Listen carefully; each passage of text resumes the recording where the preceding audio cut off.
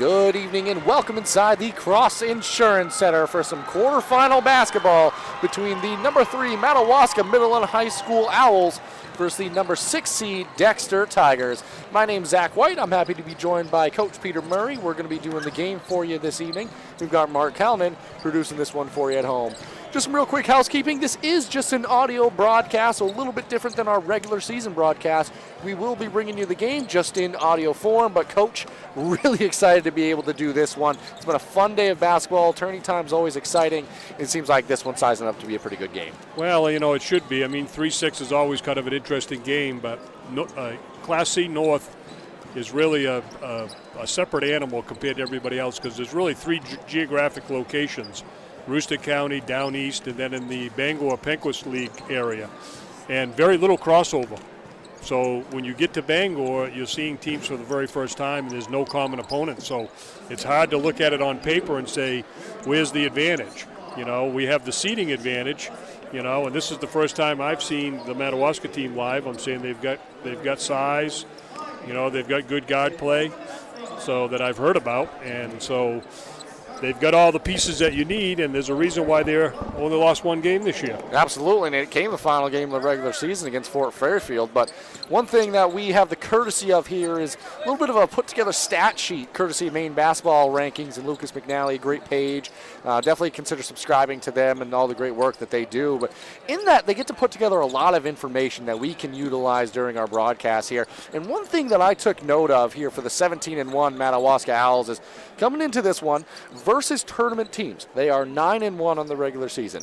However, if you look at their region, they come in 5-1, and versus lower class, so Class D, they're 12-0. So that does not mean that they're not playing quality games against a lower seeded opponent. And honestly, in the state of Maine, lower seed does not mean lower competition or quality. It just goes to show what you were saying there and highlighting is that the games that they play tend to be a little bit different than what the Dexter Tigers see. For example, lower seed for the Tigers, 1-3 on the season. The Tigers do also play Foxcroft Academy, a Class B school. They went 0-2. Versus tourney teams, 5-7. However, within the region, they went 10-2 during the regular season. So really, when you get here anyways, the regular season stops mattering once you've made it inside the gym here. But it is kind of a snapshot and relates to what you were just talking about and what you see during the regular season. Well, I mean, what happens in the Bangor area is that there's only 3 C teams that you can play. So Bangor, Christian, Deer Owl, Stonington, and Skank.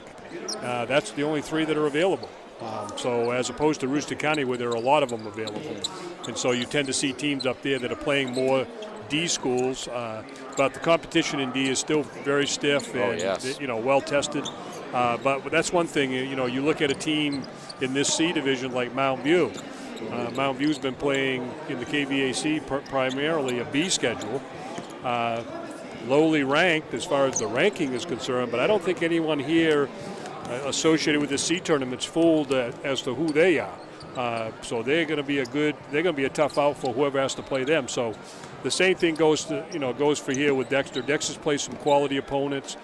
They've lost to the Bs they've played. So, but FA Foxcroft Academy was a tournament team in B, so they lost to a good quality team there, and they've beaten enough teams in their own division to get here. Yeah, absolutely. At this time, we do want to thank some of the sponsors who have helped make these broadcasts free and available. We want to thank Hammond Lumber, our presenting sponsor. They're a 4th-generation family-owned company with over 900 dedicated employees across 22 locations in Maine and New Hampshire. A trusted Maine building supply, service, and materials company serving industry since 1953.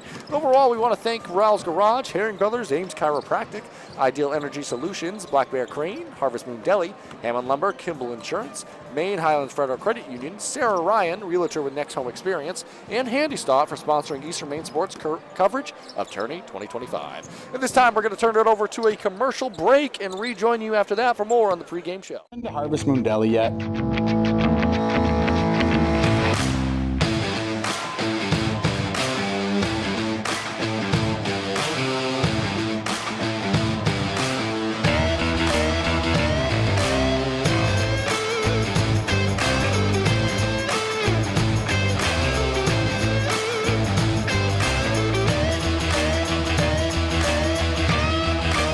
See you down at the deli.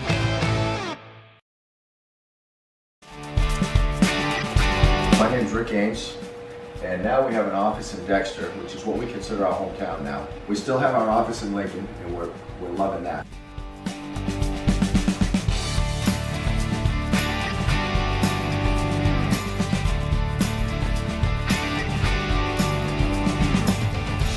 We're looking forward to helping you naturally feel and be your very best.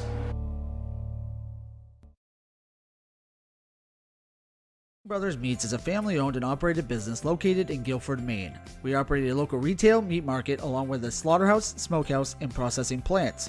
Herring Brothers has all sorts of meats from already pre-cut all the way to cutting it right on the spot for you. Also, while you're there, don't forget to try their wicked good beef jerky that is made right in Guilford, Maine. Call them at 207-876-4395 or visit them at 346 Water Street Monday through Saturday from 8 a.m. to 4 p.m. And stop by Kimball Insurance for all your insurance needs. Whether it be auto, home, farm, business, life, or health insurance, we have you covered. Our agents are ready to serve you and help you with your needs. Visit us at Kimball Insurance at 91 Main Street in Sangerville, Maine, online at KimballInsuranceAgency.com, or visit us on Facebook to see what we can do for you. Kimball's, your insurance is our business. Rao's Garage in Dover Foxcroft to discover the difference between walking into a local dealership versus a big dealer that uses high-pressure tactics the second you drive onto the lot. From selling you a vehicle to servicing your vehicle, Rao's Garage will treat you like you are the only customer. While you're there, check out their state-of-the-art automatic car wash. Rao's Garage, call them at 207-564-3434 or visit them at 191 East Main Street in Dover Foxcroft, Maine. Get ideas and inspiration before your next building project even begins at Hammond Lumber Company. Create your vision when you explore Hammond's extensive in-store showroom displays, showcasing innovative trends from industry-leading suppliers and designers. Your Hammond sales rep will help you find the look you like, and Hammond's design team will help you make it your own. And Hammond delivers from 22 locations across Maine and New Hampshire. For your next building project, find your vision at Hammond Lumber Company. Building or remodeling a home or office and need electrical work? Call Ideal Energy Solutions. Ideal Energy Solutions is ready to wire your building right. Don't settle for less than ideal. Go with Ideal Energy Solutions. Call today. Timeout! All right! Remember, we're a team that plays together. Listen, the winning will take care of itself. We just have to get everyone involved. In interscholastic sports, we celebrate what makes every one of us unique. And in the pursuit of a common goal, everyone in the huddle, in the bleachers, and in the community comes together. This message presented by the MPA and the Maine Interscholastic Athletic Administrators Association. Brothers Meats is a family-owned and operated business located in Guilford, Maine. We operate a local retail meat market along with a slaughterhouse, smokehouse, and processing plants. Herring Brothers has all sorts of meats from already pre-cut all the way to cutting it right on the spot for you. Also, while you're there, don't forget to try their wicked good beef jerky that is made right in Guilford, Maine. Call them at 207-876-4395 or visit them at 346 Water Street Monday through Saturday from 8 a.m. to 4 p.m. And stop by Kimball Insurance for all your insurance needs. Whether it be auto, home, farm, business, life, or health insurance, we have you covered. Our agents are ready to serve you and help you with your needs. Visit us at Kimball Insurance at 91 Main Street in Sangerville, Maine, online at KimballInsuranceAgency.com, or visit us on Facebook to see what we can do for you. Kimball's, your insurance is our business. Get ideas and inspiration before your next building project even begins at Hammond Lumber Company. Create your vision when you explore Hammond's extensive in-store showroom displays, showcasing innovative trends from industry-leading suppliers and designers. Your Hammond sales rep will help you find the look you like, and Hammond's design team will help you make it your own. And Hammond delivers from 22 locations across Maine and New Hampshire. For your next building project, find your vision at Hammond Lumber Company.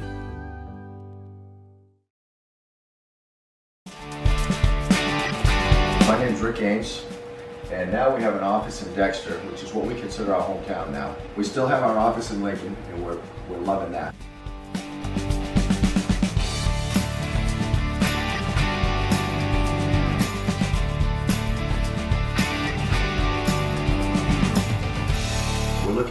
helping you naturally feel and be your very best.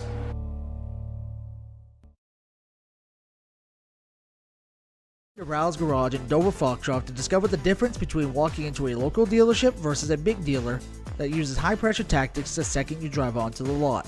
From selling you a vehicle to servicing your vehicle, Ral's Garage will treat you like you are the only customer. While you're there, check out their state-of-the-art automatic car wash. Ral's Garage, call them at 207-564-3434 or visit them at 191 East Main Street in Dover Foxcroft, Maine. To Harvest Moon Deli yet?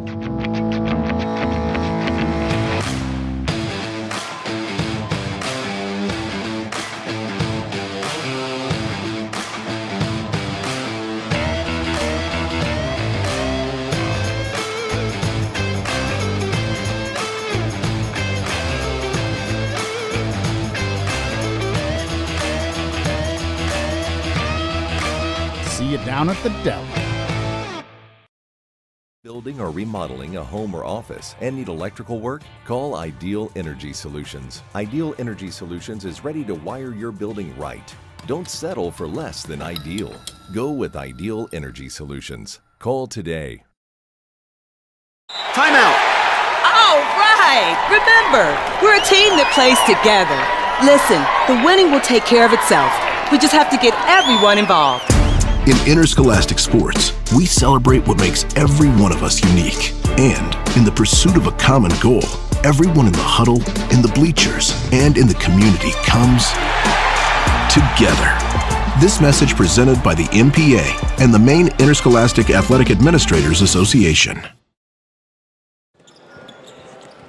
Good evening and welcome back inside the Cross Insurance Center as we prepare for the start of some quarterfinal action between the number 3 seed Madawaska Middle and High School Owls versus the number 6 seed Dexter Tigers. One more time, my name is Zach White. I'm happy to be joined by Coach Peter Murray. We're going to be doing the game for you and doing the audio broadcasting, and we've got Mark Cownan producing this one for you all at home. Do want to thank a couple more of the sponsors that have helped make these broadcasts free and available. For a slam dunk in your next home buying or selling processes, remember to get looped and get sold with Next Homie Sarah Ryan with Next Home Experience. Black Bear Cranes, the family-owned and operated crane and rigging service provider located in Hermon. Covering the state of Maine with cranes from 27 to 240 tons, from roof trusses, HVAC units, steel and precast erection to modular home and communications equipment. Call 977-BEAR today. Handy Stop, your one-stop shop for essentials. Handy Stop serves small communities and are stocked with large selections of snacks and beverages. Hot, delicious food and local Maine products. Find them in Howland, Lee, and Dover Foxcroft, and even on Facebook and Instagram at handy_stop to see pizza and takeout specials, new products, and other promotions. Check out our store at Eastern Maine Sports Merch, shirts, sweatshirts, hats, and much more. Check it all out at easternmainesports.com or on our Facebook page. All right, Coach, so 1 minute and 30 seconds remaining. Both sides already returning to their bench real quick. So as quickly as we can before this one gets going, a couple of key hitter, maybe keys to the game for either side in this one. Well, if I'm Dexter, I'm saying, we want a low-scoring game. If we look at the score at halftime and it's in the 30s, then this is not a good night for us. So we need long possessions. We need, 10, 15 passes before we, look at a serious shot. If we're going to launch the first one we see, we're going to be playing into their hands. As far as Madawaska is concerned, they look like they got a long athletic group. They're going to have some good, strong guard play, but they also got some size near the basket. So Dexter's got some size, but not maybe as much and across the board as Madawaska does. So Madawaska probably going to want to play a little more up-tempo. I think they'd probably like to see this score up in the 60s and 70s. Dexter would like to see it in the 40s, maybe low 50s at the best. And we'll see how it all unfolds. We're going to turn it over to the public address announcer, Bob Beetham, for the lineups, and then we'll get going for the game. This brother game awards Class C quarterfinal game features the number 16 visiting Tigers from Dexter Regional High School with a record of 12-7, and the number 3 seed Mobile Owls from Madawaska High School with a record of 17-1. Before introducing the teams, the Maine Principals Association theme, the Finance Authority of Maine, remind you that interscholastic athletics are an extension of the educational classroom. In keeping with this education mission, the Maine Principals Association places a significant emphasis on sportsmanship at all MPA-sanctioned events. We expect that you do your part by supporting the student athletes, coaches, game officials, and fellow spectators in a positive manner. We thank you in advance for the support of sportsmanship and the 2025 MPA Maine State Basketball Tournament presented by Mayor Butler Building Supply. At this time, let's meet the participants in this Northern Class C quarterfinal game. Introducing first the team members of the Dexter Regional High School Tigers, coached by Matt Bartlett. A senior wearing 0, Trevor Picarillo. A junior 3, Jacoby Pratt. A sophomore 4, Cody Lightless. A freshman 10, JJ Cobb. Senior captain of 13, Jason Fallon. A freshman 23, Ryan Farnsworth. And a freshman 24, Bill Simpson. Introducing the team members of the Madawaska High School Owls, coached by Sean Pelletier. An 8th grader number 3, Owen Guyon. A junior number 4, Ryan Boyer. A freshman number 5, Ronnie Crawford. A sophomore 10, Aiden Guyon. 8th grader number 13, Quinn Pelletier. A sophomore 20, Carter Barrett. Senior captain 24, Carter Guyon. 8th grader number 30, Lucas Pelletier. And an 8th grader number 32, Bradley Kennedy.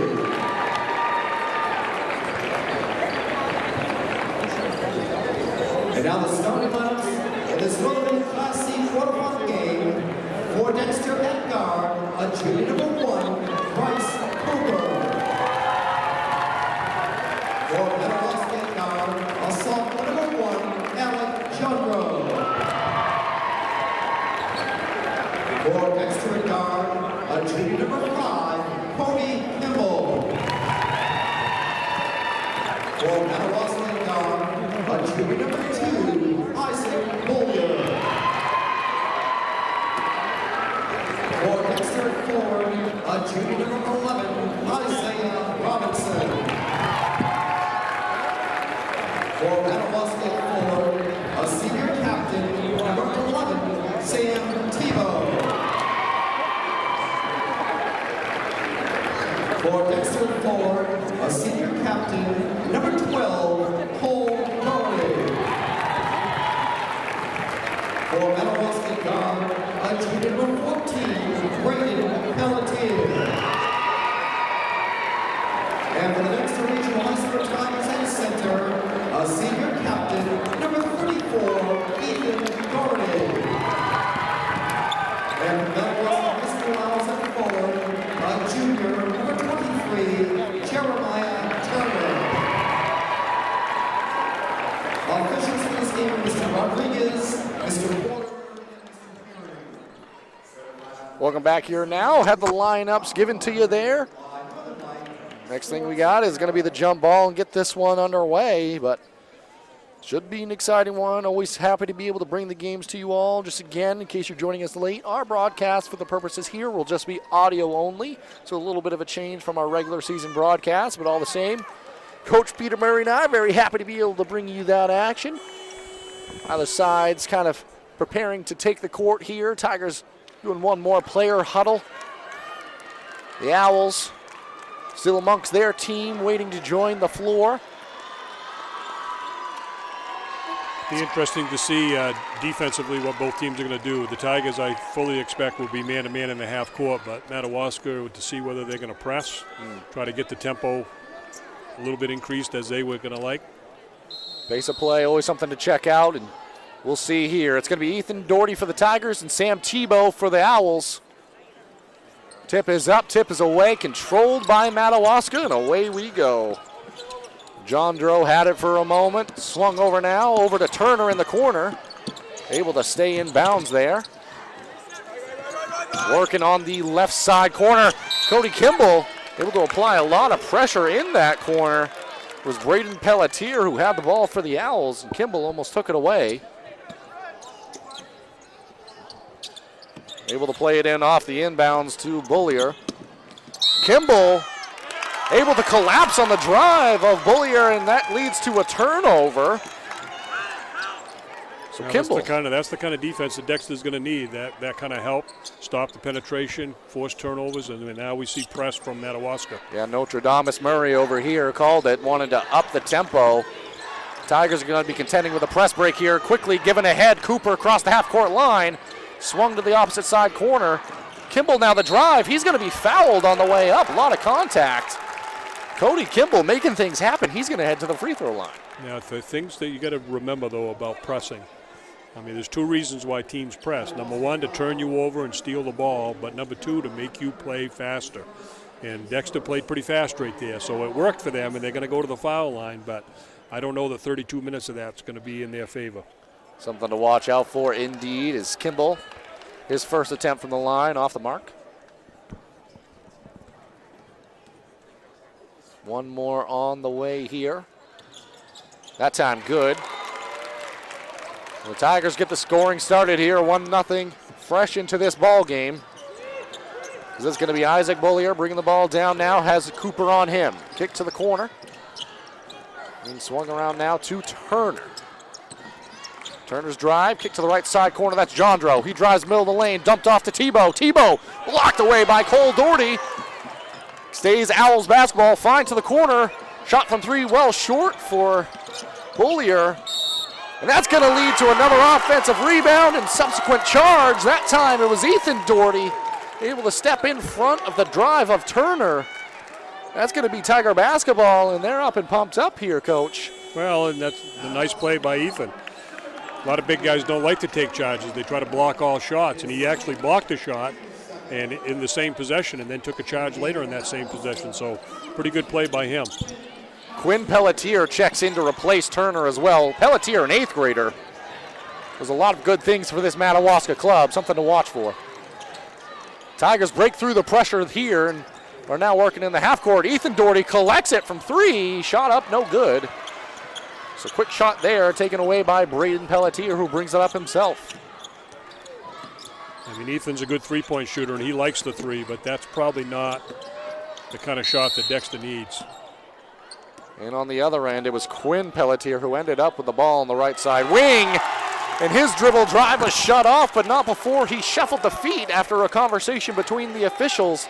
And it's going to be a travel ball back to the Tigers here. Still contending with this full court press, Coach. Like I say, interesting when you look at the Madawaska team, the way they line it up, they actually have their three biggest players up on the front of that press. And Cooper able to get through it, dump off underneath to Robinson, up and in for two.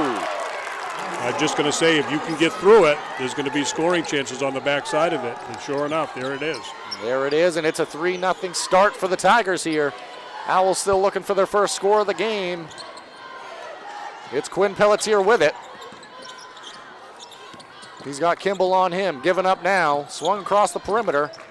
Isaac Bullier had it for a moment. And on a drive for Quinn Pelletier, it leads to a foul by Cody Kimball, who's been very active in this ball game. Well, that'll be something to watch too, because he does have a tendency to get himself in foul trouble, and he's drawn the assignment of guarding young Pelletier. So, and on the inbounds, Pelletier gave it up to Sam Tebow, but it was swatted away, or at least disrupted, by Ethan Doherty, who's been a physical presence inside for the Tigers. Doherty, wraparound pass to the low block for Isaiah Robinson, who gets it right back after giving it up to Cody Kimball, and he's going to be fouled, travel first. Initially thought that there was some contact, but did shuffle the pivot feet. That's going to be a travel ball back to the Owls now. Not a bad play by Dexter. I mean, probably what they need to do is get it inside to him, but he did shuffle his feet, so turnover. So Owls, they get it back now. Contending in the half court. Drive along the baseline. Cody Kimball takes a charge this time for the Tigers. That's going to go against Quinn Pelletier. Second charge of the ball game taken by the Tigers. And 5:18 into the ball game. That's a third team foul against the Owls. Now that could be a factor too. If you're going to score from the foul line, get to the free throw line early in the quarter. And against a press, it can sometimes lead to more aggressive play on defense. Cooper intended for Robinson there. That time a little too lackadaisical on the pass ahead, and it was behind the cutting Robinson. Out of bounds, ball back to the Owls, and maybe, Coach, that's the speeding up that you were talking about before. Well, and I think he thought that Robinson was going to step out. Instead, he went to the basket to post up. So just a little miscommunication, but. And on the other end, a quick shot by Quinn Pelletier. Off the mark, and skying for the rebound was Cooper, who's taking it the full length before giving it up to Ethan Doherty. Swung across the perimeter, it's Kimball now. Kimball, dump off underneath to Isaiah Robinson, but we're going to have a jump ball. Great defense on the interior by Isaac Bullier. But it does stay Tiger basketball on the jump, so it's going to be Dexter ball underneath the basket here. Flashing across now, dump underneath to Kimball, but it's taken away. That's Quinn Pelletier. He's racing in transition. Dump off. Off the mark on the layup attempt. No good, but Quinn Pelletier skies in for the offensive glass, and he's going to be fouled on the subsequent shot. So that's going to send Quinn Pelletier to the free throw line. And, Coach, since entering the ball game, you can see how much attention the eighth grader draws here and kind of his effectiveness out there on the floor. Well, he's certainly got an athletic body on him, and he's a big boy for an eighth grader. And his free throw off the mark, I believe. And that is 2 fouls on Cody Kimball, which we said before was going to be a concern. And he's been the primary defender on Pelletier, and that's going to bring Jason Bowden, the captain, into the ball game here. So with 4:37 remaining in the first, Cody Kimball, who's done a lot more than just defend, exits to the bench. But empty trip there for Quinn Pelletier. So still no points up on the board for the Owls. Tigers have the ball back now. It's going to be Cooper. Pass on the pick and roll to Ethan Doherty, who got a quick start with the feet, travel. Ball back to the Owls here. Coach, we've maybe seen that a few times either side.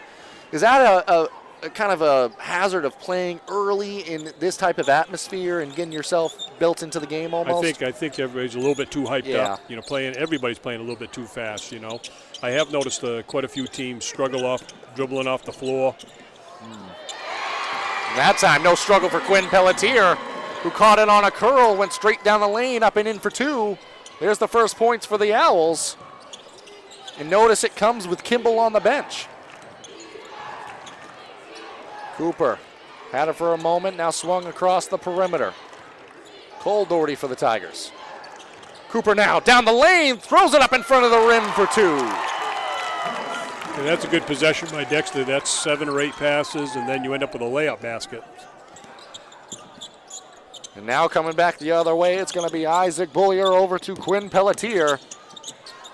Bowden on him, well defended there. Given up for a 3, and good! That time by Braden Pelletier. From one Pelletier to another. Good enough for 3 points there. Tigers breaking through the pressure here. Quick shot thrown up by Cooper. That time rolls in.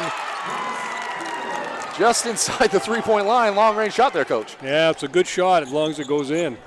But he is playing a little quick, and I think that's what Madawaska wants. They want this tempo to be fast.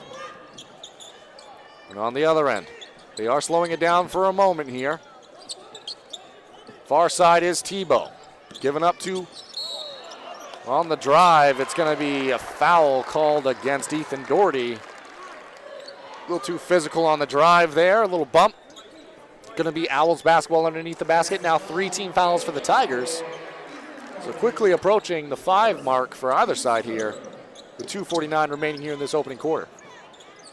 Ball played in, that is to Tebow.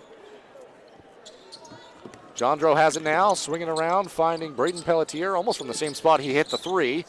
Passes up on it this time. Drive along the baseline, Isaac Bullier blocked away by Isaiah Robinson.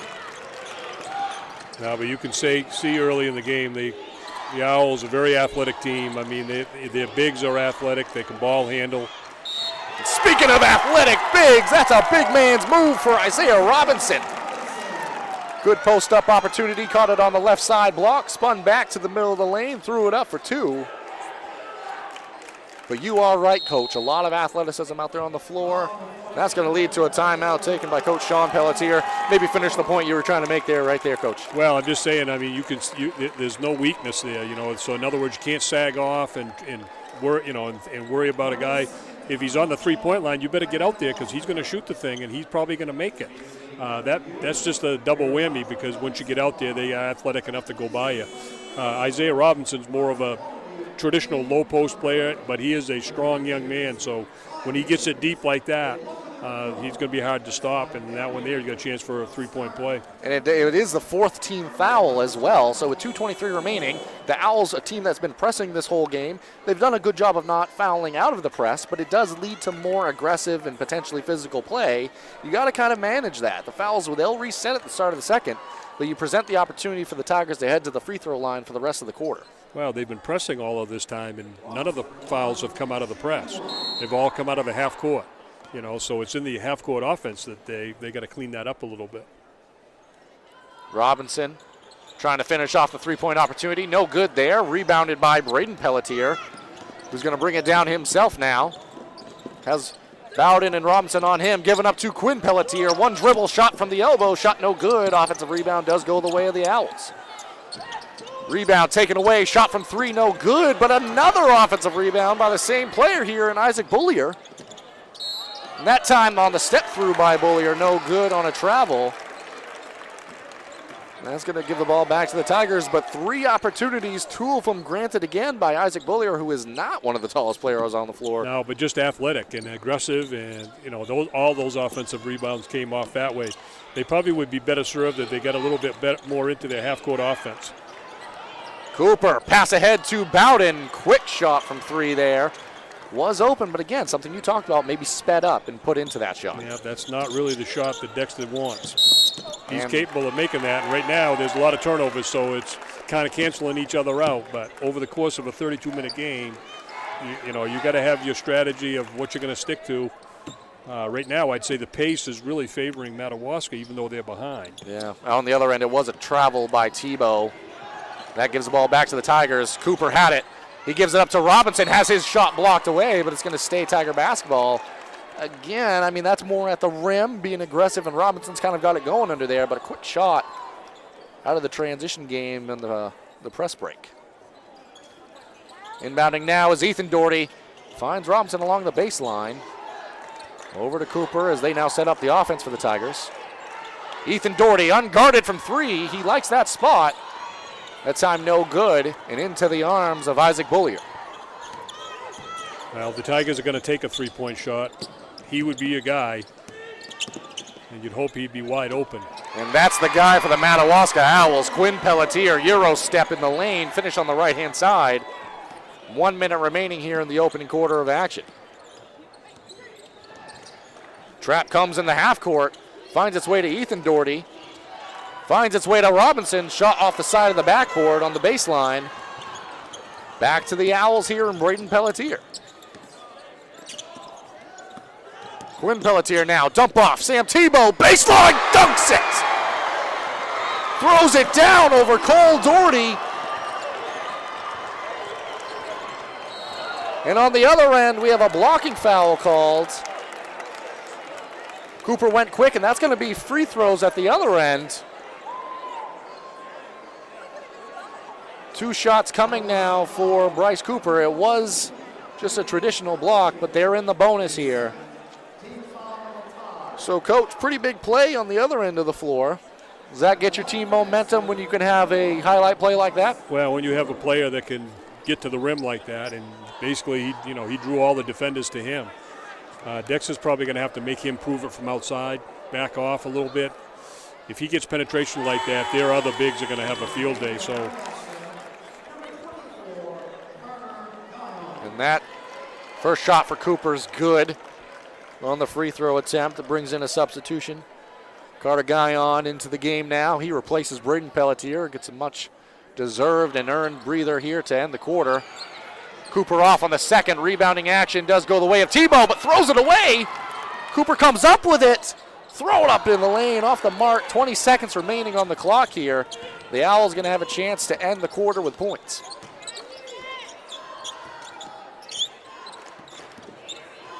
Isaac Bullier, kick to the corner. Jondro for three, off the mark, no good. Brought down by Bowden. 2 seconds remaining here. Cooper's going to have a chance. A lot of contact near half court, but they're going to whistle it a clean block, and that's going to conclude the opening quarter of action. Tigers, they're up 1, headed into the break. We're going to take it with them, rejoin you for the start of the second. Brothers Meats is a family-owned and operated business located in Guilford, Maine. We operate a local retail meat market along with a slaughterhouse, smokehouse, and processing plants. Herring Brothers has all sorts of meats from already pre-cut all the way to cutting it right on the spot for you. Also, while you're there, don't forget to try their wicked good beef jerky that is made right in Guilford, Maine.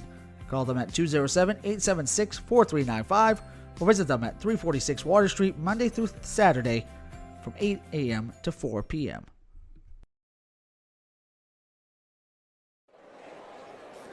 Welcome back here now as we prepare for this second quarter of action. Coach, I value your basketball acumen so much. Let's kind of dissect that first quarter. What are the feelings like on either sideline here headed into the second? Well, I mean, we were wondering whether Madawaska was going to press, and sure enough, they started the game pressing, and Bryce Cooper did a nice job of getting through the press, and there were some easy baskets on the back side of it. So I think Madawaska kind of backed off it a little bit, maybe went into a half-court kind of a trap rather than full court. I think they've started to assess the fact that they think they can get to the rim. And, dribble penetration is always a bad thing for you if you're on the defensive side of that, so you can't allow that. We're yet to see, aside from the 1 3-point shot, we're yet to see anything else. So you might have to make them prove it, But you can see the momentum of the game is favoring Madawaska right now, even though they're down by 1. And they start with the ball for this second quarter of action. And Jeremiah Turner left early in the first. He's back into the ball game now. Still on the bench is Cody Kimball for the Tigers with the 2 fouls. Something to watch as this game draws on, as he was primarily responsible for the guarding of Quinn Pelletier, who had a nice pass on the interior to a cutting Isaac Bullier, who's fouled. And they're going to have a chance for points at the free throw line. Yeah, nice cut. Nice pass and a nice cut. Dexter didn't get to the help side like they should have and allowed a face cut. And now they're going to give up free throws.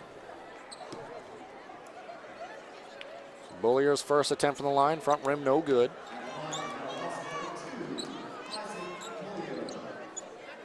Quinn Pelletier did not start the game, but has not left it since entering. He's been a force since entering. Second from the line, that time rolls in and good for Bullier. And the Owls, they pull off the pressure, at least in the full court. As you pointed out, Coach, it looks like they've gone to more of the half-court trap. Yes. Ethan Doherty, the dribble drive, has it poked away. Players on the floor. We're going to have a jump ball here, but possession arrow is going to keep it with the Tigers. Well, I mean, it's clear that Madawaska wants a fast-tempoed game. I mean, they're going to press one way or another just to speed the game up. So Dexter really has to fight their instincts and stay patient. Ball being swung along the perimeter off the inbounds. It finds its way to Ethan Doherty in the left side corner for 3. That is one of the brighter spots of his game, is his ability from behind the arc, and he gets his first one of the game there. On the other end now, it's Quinn Pelletier, drives baseline, kick across, open on the left side wing. That's Jondro, answers the call, hits his own 3. But that's all set up off dribble penetration. Jondro hit the final basket, but Pelletier set the play up. And the Tigers quickly on the other end. Good job passing it around. Found an open player in Bowden, but his shot long across the baseline, no good. Ball back to the Owls here. Working their offense over to Bullier. His left-hand drive, shut off, and he's going to be whistled for the travel. Got to the left side block, maybe a shuffle of the pivot feet on the jump stop. Turnover, ball back the other way. A lot of travels. I think all of them are legit travels too, so I mean the kid's just going to slow down a little bit. For either side here in this one. Cooper over to Cole Doherty. Much more of a traditional zone defense on display here. Ball being swung across the perimeter to Bryce Cooper. His shot from the right side corner, short, no good. And ball back to Madawaska here as Quinn Pelletier collects it, goes the full length and throws it up for 2.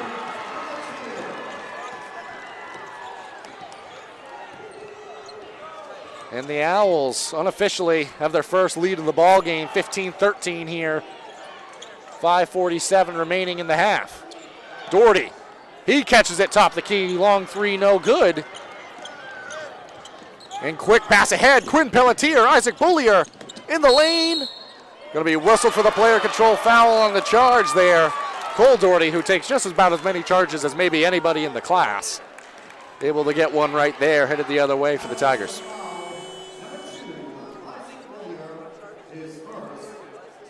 And Sam Tebow checks into the ball game. He's going to replace Alec Jandro, and Coach, there's a lot of size on the floor right now for the Owls, who have settled into a 2-3 zone. Well, and it looks like they can go to their bench, and they're fairly deep, and they don't lose anything when they come in with subs. Ethan Doherty has it now for the Tigers. Over to Isaiah Robinson.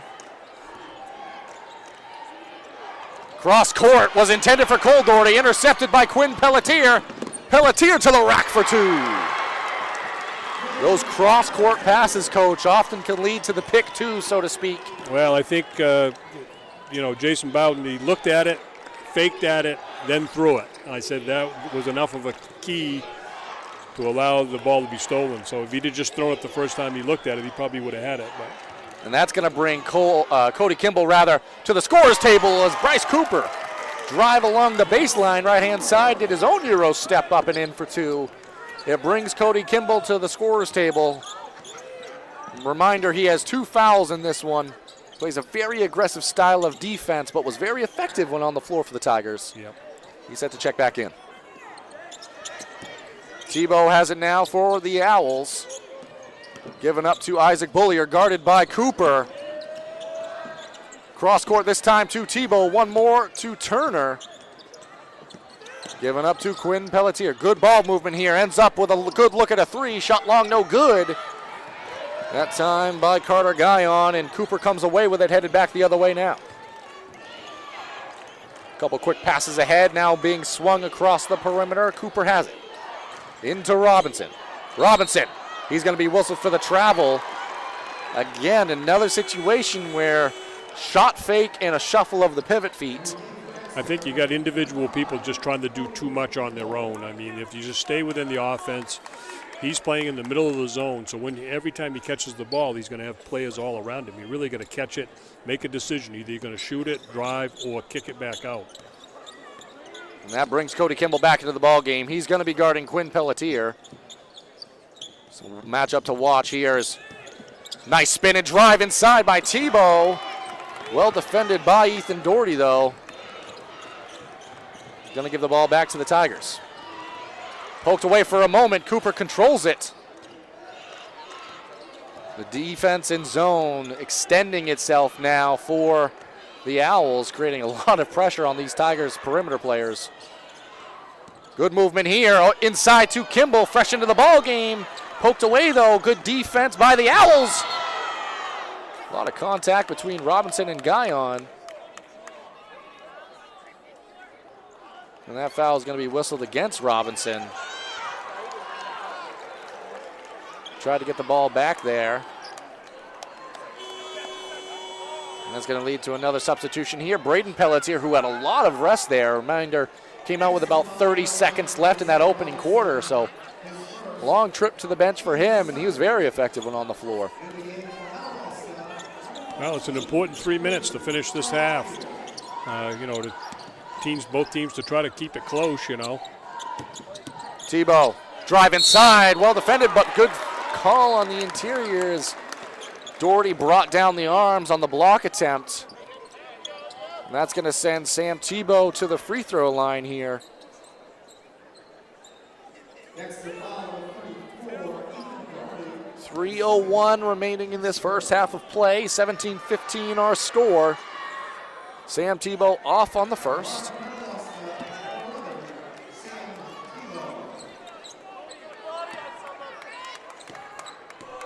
One more on the way now. Shot from the line, no good. Rebound by Kimball. And given up to Cooper for the Tigers. Kimball collects it, drives all the way down the lane, thrown up, no good on the two-point attempt. And Braden Pelletier now slowing things down and bringing the ball down for the Owls. Quinn Pelletier receives a screen, kick along the baseline, but not before a player control foul. Coach, guess who? Cole Doherty. Now, but good help. I will say that the Madawaska players, when they decide to go to the basket, they're going to the basket one way or another, and they're a little bit out of control. They could probably be better served to pull up and shoot a little jump shot there. The Tigers need a good long possession right here, a good 30-second possession. And just like that, Isaac Bullier says, I've got a different plan. Steals it right away. Ball kicked around. I think it was dribbled off of a foot there, but actually ends up going into the arms of Cody Kimball. So, Coach, they just wanted to say we wanted to give it a couple more seconds before starting our possession here. They get the ball right back. Good pass underneath to Ethan Doherty. You'll take a layup if you can get it, and they did right there. And again, pass from Cody Kimball, inserts himself back into the ball game, doing positive things for the Tigers. Quinn Pelletier pull up, right side elbow. Shot long, no good. Bullier tracks it down. Knocked out of play. They're going to say it stays with the Owls here. That's the right play, if you ask my opinion. I'm saying he needs to prove that he can make that shot in game action, because we know he can get to the rim. So we got to back off a little bit and make him prove that shot first. And he gets to his spot on the elbow. Cody Kimball does just that, and he does knock it down. But again, Coach, I do think that's the accurate idea. No, I think so for right now. I mean, at some point you're going to have to come out and play him, and you're going to have to live with what he can do. But Cody Kimball there, shot no good. Got it quickly on the interior pass. Got his own miss, and he's fouled. He's going to head to the free throw line here. It's a palpable difference with Cody Kimball on the floor for the Tigers. Well, he's so athletic. He's so athletic, and offensively sometimes the Tigers can struggle a little bit. And he gives you that extra piece. But good on the first free throw attempt.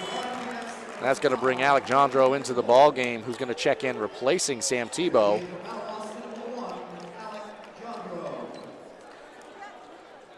(19-18) our score. One more on the way for Cody Kimball.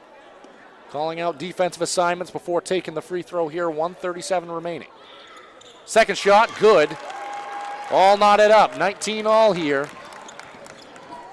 And be interesting to see how either side plays these final 1 minute and 30 seconds.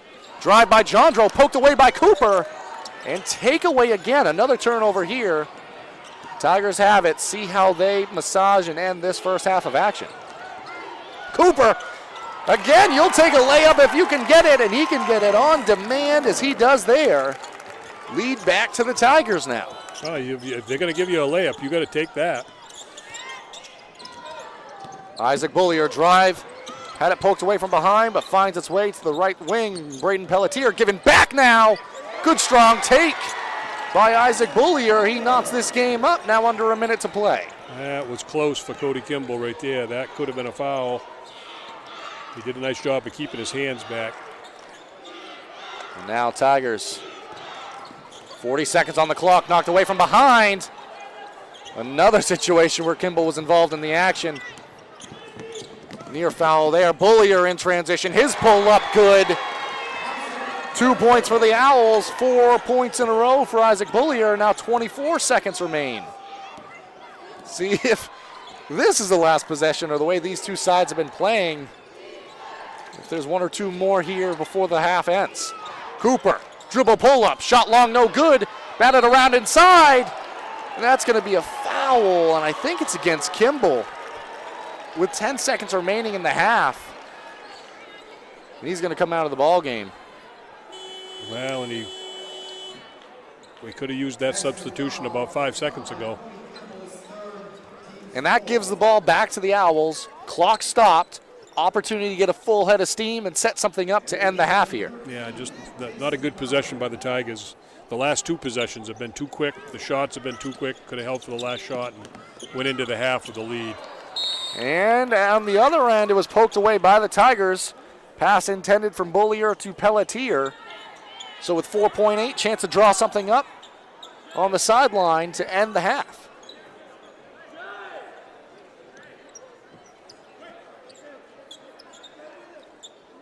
Tigers packing the paint here. Screen comes across. Johndro has it. Giving up to Quinn Pelletier. Turns, faces. Shot long, no good from atop the key. And that's going to end the first half of action. We're going to send it to a break in a moment. Before we do want to let you know about our presenting sponsor, Hammond Lumber. They're a fourth-generation family-owned company with over 900 dedicated employees across 22 locations in Maine and New Hampshire. A trusted Maine building supply, service, and materials company serving industry since 1953. For a slam dunk in your next home buying or selling process, remember to get Luke and get sold. The next homie, Sarah Ryan, with Next Home Experience. And finally, Black Bear Cranes, the family-owned and operated crane and rigging service provider, located in Herman, covering the state of Maine with cranes from 27 to 240 tons. From roof trusses, HVAC units, steel and precast erection to modular home and communications equipment, call 977-BEAR today. And with that, we're going to swing it on over to a break and rejoin you for the halftime program. Be back with you in a moment. My name's Rick Ames, and now we have an office in Dexter, which is what we consider our hometown now. We still have our office in Lincoln, and we're loving that.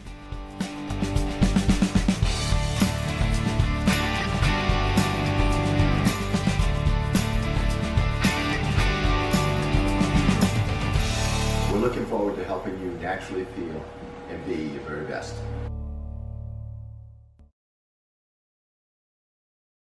Brothers Meats is a family-owned and operated business located in Guilford, Maine. We operate a local retail meat market along with a slaughterhouse, smokehouse, and processing plants. Herring Brothers has all sorts of meats from already pre-cut all the way to cutting it right on the spot for you. Also, while you're there, don't forget to try their wicked good beef jerky that is made right in Guilford, Maine. Call them at 207-876-4395 or visit them at 346 Water Street Monday through Saturday from 8 a.m. to 4 p.m. To Ral's Garage in Dover Foxcroft to discover the difference between walking into a local dealership versus a big dealer that uses high-pressure tactics the second you drive onto the lot. From selling you a vehicle to servicing a vehicle, Ral's Garage will treat you like you are the only customer. While you're there, check out their state-of-the-art automatic car wash.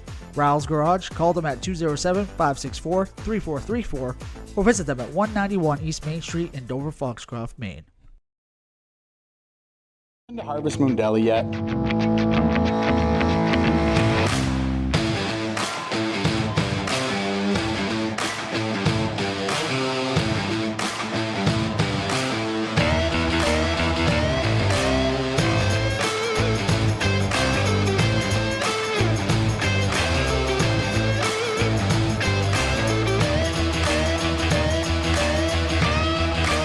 See you down at the deli.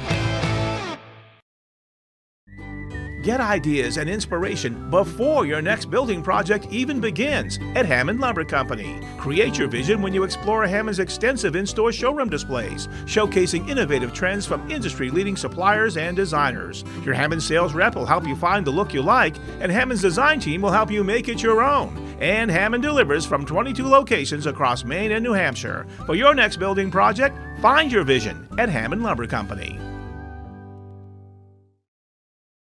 And stop by Kimball Insurance for all your insurance needs. Whether it be auto, home, farm, business, life, or health insurance, we have you covered. Our agents are ready to serve you and help you with your needs. Visit us at Kimball Insurance at 91 Main Street in Sangerville, Maine, online at KimballInsuranceAgency.com, or visit us on Facebook to see what we can do for you. Kimball's, your insurance is our business.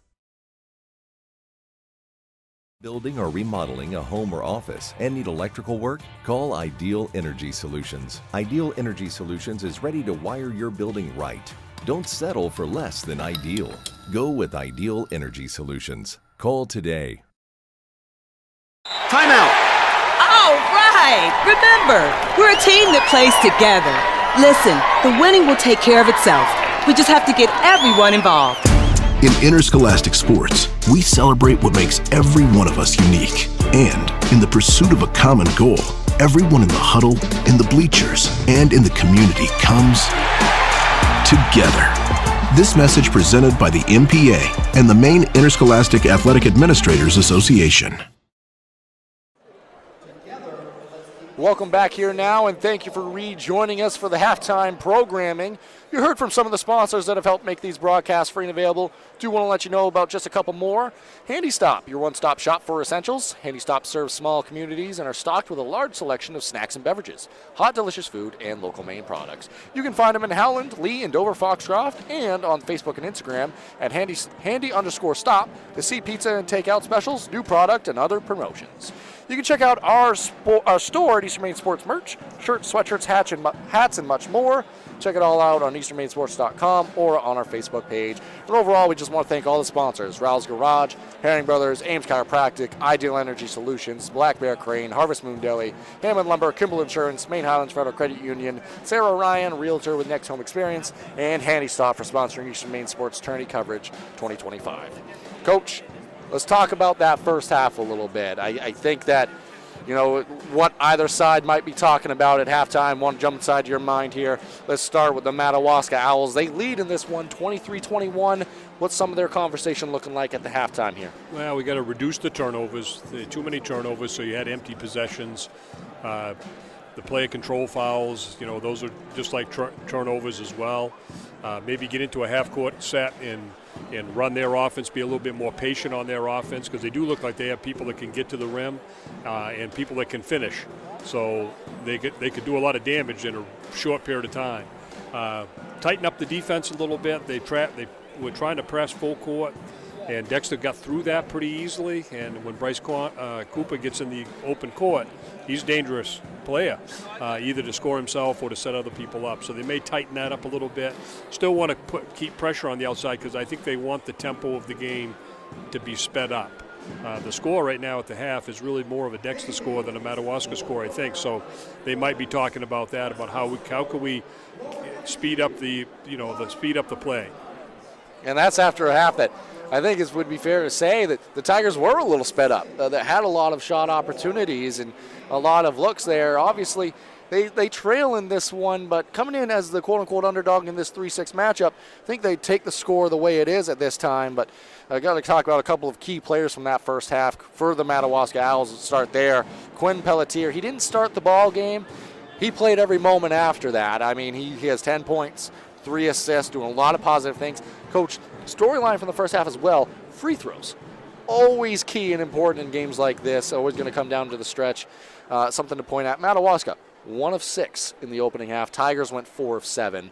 Now let's go to the Tiger side a little bit. You kind of talked about a couple of things they did do or were doing, but what's their conversation like? What are some of the key points for them for the second half? I mean, as hard as it is to do when a team is pressing you in the half court, is to remain patient. The idea, you know, it's a fine line between taking advantage of their aggressive play or just playing quickly like they want you to.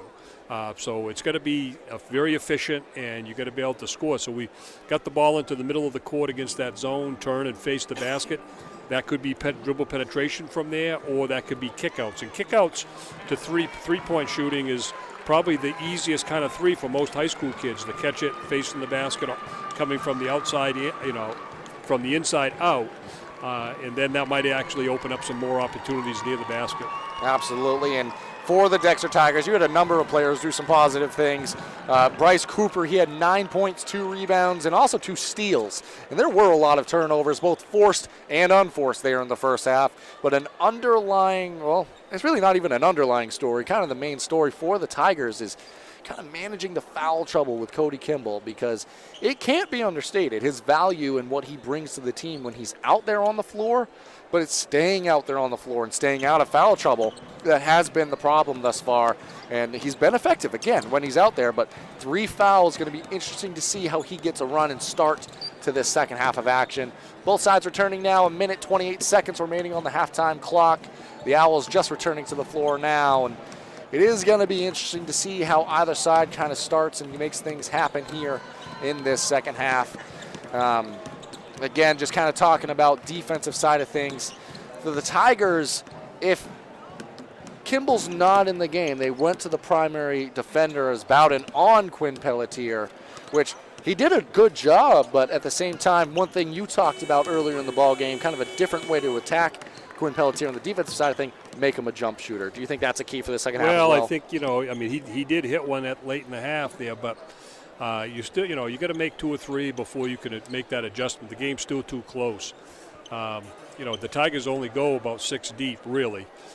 In this, they're looking to go about 6 players deep. So I'd be interested to see if Cody Kimball starts this half or whether Coach Bartlett decides to keep him on the bench for the couple minutes, try to save him for the later part of the game. As long as the score is close, I don't really need him out there. And it does look like he is going to start on the bench as the 5 players returning to the floor now. You have Cooper, Cole, and Ethan Doherty, Isaiah Robinson, and Jason Bowden all checking into the game here. It is going to be Owls basketball to start this second half of action as they return to the floor. First 4 minutes here will be very important to both teams. That could really dictate how this game's going to get played out from that point forward. Winning the third quarter, always a key and pivotal thing, something we've talked about many a times, Coach. And it is going to be Quinn Pelletier, the same way he did in that opening to start the game, I should say, on the bench. So same starters for either side, minus Kimball for the Tigers. Bowden replaces him.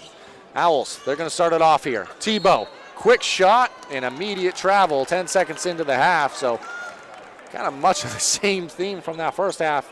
Already continuing here as the Owls also going to extend the pressure into the full court.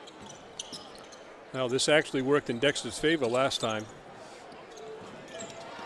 And trying to get it across the timeline here. Eventually they do. Pass underneath to Isaiah Robinson from Cole Doherty. A little tall for the outstretched hands of the tall Isaiah Robinson. Out of bounds. Another turnover. So 2 turnovers either side. Not 30 seconds into the half. Ball back to the Owls looking to get things going here on offense. Bullier over to Tebow. Kick out. That's Turner now. Jeremiah Turner finds its way to Jandro. Dribble penetration, right side wing. Well defended on the interior. Forced to kick out. Good patience on display here. Braden Pelletier now. Dribble drive on the baseline. Again, well defended. That time Bowden. Good patience on this possession. Bullier. Clean look at a 3. Steps into it and knocks it down. Took almost a minute off the clock. Coach knocks down a 3, 5-point advantage. Well, they screened the ball, and Cooper decided to go underneath the screen, and a shooter's going to make that most of the time. Pass over the top. Ethan Doherty to Bryce Cooper. Wraparound pass. Robinson knocks it down, plus the foul. That's all Bryce Cooper. That's all Bryce Cooper, getting through that press and setting that play up. But that's what he can do. That's what can happen against that full court pressure. And that brings Quinn Pelletier back into the ball game, replacing Braden Pelletier. That is Braden Pelletier's third, Coach. So a pair of players for either side now with 3 fouls. Robinson converts the 3-point opportunity, cuts the lead back down to 2. But what a move by Cooper it was, getting all the way to the rim, wraparound pass. Isaiah Robinson finishes it off.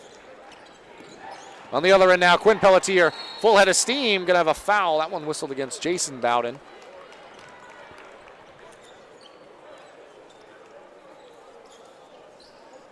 It's gonna be a tough matchup for Jason because he's given up some size, he's given up some quickness.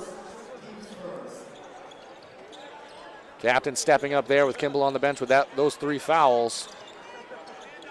Isaac Bullier thought about the 3, gives it up to Jandro. His dribble drive, pull up, no good, but long rebound out to Quinn Pelletier.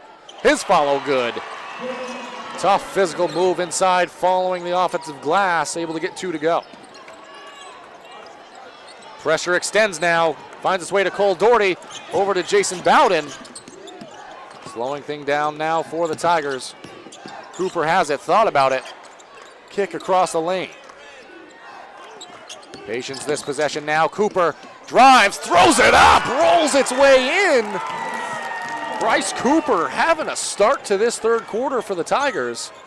He made that look easy, but that was nothing easy about that. That was a tough shot. Quinn Pelletier, the drive, a lot of contact, and it's going to be whistled for a foul underneath. When Pelletier goes to the rim, it is physical, but it's methodical in his movement, very purposeful and tough to stop when he gets full head of steam. Well, he's strong player, and physically can take a little bit of contact, a little bit of hitting. It's not going to bother him. Good on the first is Pelletier. A reminder, the Owls went 1 of 6 in that first half of play from the charity stripe. Knocks down the first here, does Pelletier. One more coming. That one, front rim no good, brought down by Bowden.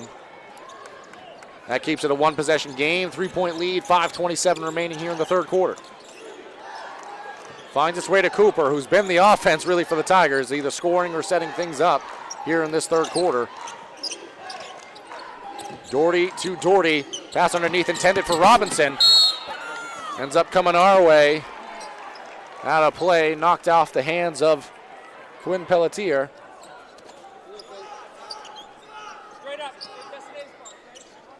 Ethan Doherty, the inbounder. Pass along the baseline to Cooper. Back out now, swung across. Bowden, right side wing. Thought about it for a moment. Good patience here. Now Bowden does take it, knocks it down. Coach, that's exactly what you were talking about. Ball found its way to the foul line, and Ethan Doherty kick out. Clean look. Exactly how you practice it. Bowden knocks down the three. We're all tied up. Well, both teams probably have three-point shooters that can shoot when they're not guarded, facing the basket. And Jandro almost went unguarded there to the rim, threw it up with the left hand. Scoop and score, left side dribble drive. That leads to a timeout taken by Coach Pelletier and the Owls. Coach, it's always interesting after a score when you score the ball and you call that immediate timeout. What is that typically about? What might Coach Pelletier be talking about with his club here? Well, I think he might have something. He might have had something in mind he wanted to speak to them about anyway. The fact that they just scored, so you got that momentum. We got the lead. They're feeling good, confidence-wise. So now we can catch your breath. And let's go out here and have a great defensive stand. See if we can go 2 minutes and make a little push here and push this thing out to 4, 6 points, something like that. A lead like that would feel like a big lead in this game. He's been back and forth, basically right around a 2 to 4 point spread. So any little spurt could be the difference in this game. And this is probably the best the Tigers' offense has looked with Kimball on the bench. So maybe settling into things there as well. Obviously with the 3 fouls, Braden Pelletier also with 3 fouls. That changes your dynamic offensively for the Owls. So both sides kind of moving the chess pieces and making things happen. Well, I think both teams kind of spread the wealth. I mean, they both have their key players, but at the same time, they're getting contributions from everybody that's on the floor. And it's going to be back to the full court pressure. Ball played into Cooper. Zone pressure on the full court press, taken away from behind. That's Jandro. Pass underneath, knocked away for a moment, but kept alive by Bullier. Good swing across the perimeter. Turner got the feet jump started there. Travel headed back the other way. That's going to bring Cody Kimball back into the ball game with 4:28 remaining here in the third quarter. Well, and you might be able to get 2.5, maybe 3 minutes out of him, then take him back out and save him for the fourth if he can get that foul without picking up his fourth. And he's part of the guard play, trying to get things going here to beat the pressure. Sometimes all you need is Bryce Cooper, who knifes his way all the way through the pressure there. Good pass ahead to Robinson. The Tigers now settled into their offense.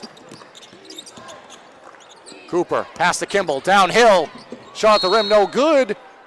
And we're going to have a blocking foul called underneath, Coach. That was real close to being a player control foul. Well, I know Coach Bartlett's holding his breath. He was holding his breath to wait for that official to give the signal because it could have gone the other way.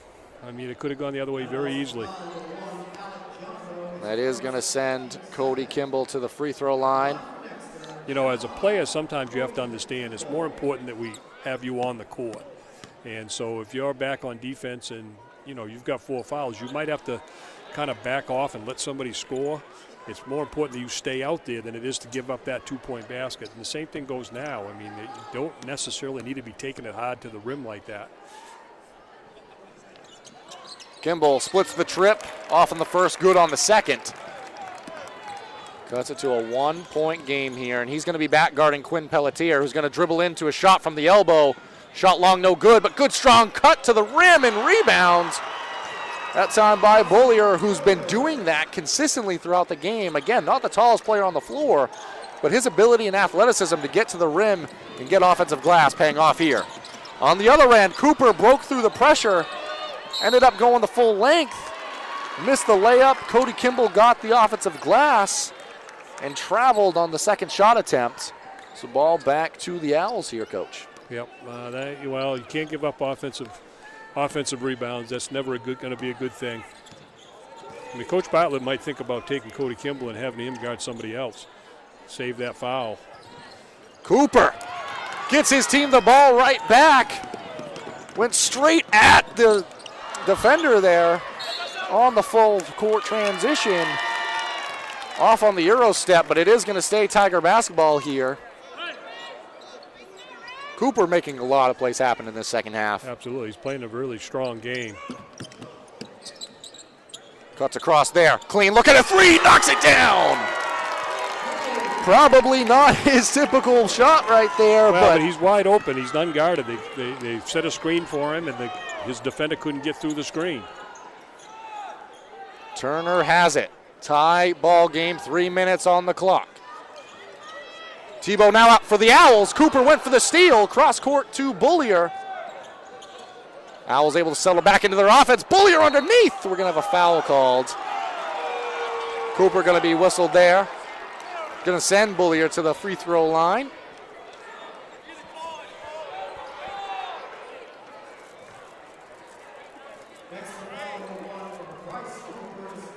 Just Cooper's first.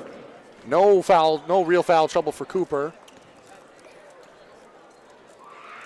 Isaac Bullier from the free throw line knocks down the first.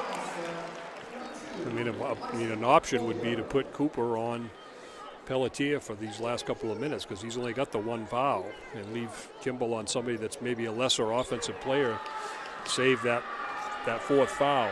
See how long Kimball remains on the floor as well. Well, that'll be the other big question is how long do you leave him in there before you take him out? Perfect trip from the line there by Bullier, and in the full court, Ethan Doherty's pass knocked out a play by Jeremiah Turner.